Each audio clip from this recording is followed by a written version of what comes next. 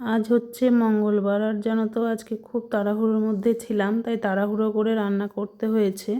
করেছিলাম মাছের তেল আর মাছের ঝোল করেছিলাম, যেটা আমাদের বাড়ির সবারই খুব পছন্দের খাবার, মাছের তেলটা। আর কাটা মাছটাও মানে আমার খুব পছন্দের। তো যাই হোক, মাছটা করেছিলাম, বড় বড় করে আলু কেটে নিয়েছিলাম, গরম মশলা দিয়ে করেছিলাম, আর করেছিলাম মাছের তেল।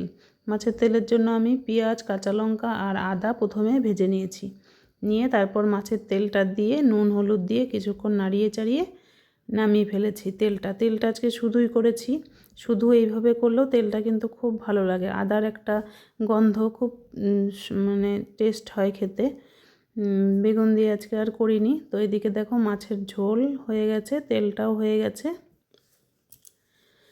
তো করে রান্নাবান্না সেরে আমি বেরিয়ে গেছি আমার কাজে, যাব একটু ব্যাংকে। সেখানে সবাই আমার জন্য অপেক্ষা করছে আর বারবার ফোনও করছিল, তাই তাড়াহুড়ো করে বেরিয়ে গেছি।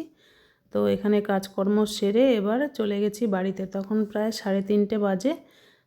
এখন খাবার বেড়ে নিয়েছি আমার জন্য দুপুরের। রয়েছে মাছের তেল, 1 পিস মাছ ভাজা আছে, রয়েছে একটু ডাল, মুসুরির ডাল, যেটা জিরে ফোড়ন দিয়ে করেছিলাম, আর করেছিলাম মাছের ঝোল আলু দিয়ে। আর কালকের একটু পনিরের তরকারি ছিল, ওটা নিয়েছি একটা কাঁচা লঙ্কা মাছের তেল দিয়ে খাওয়ার জন্য।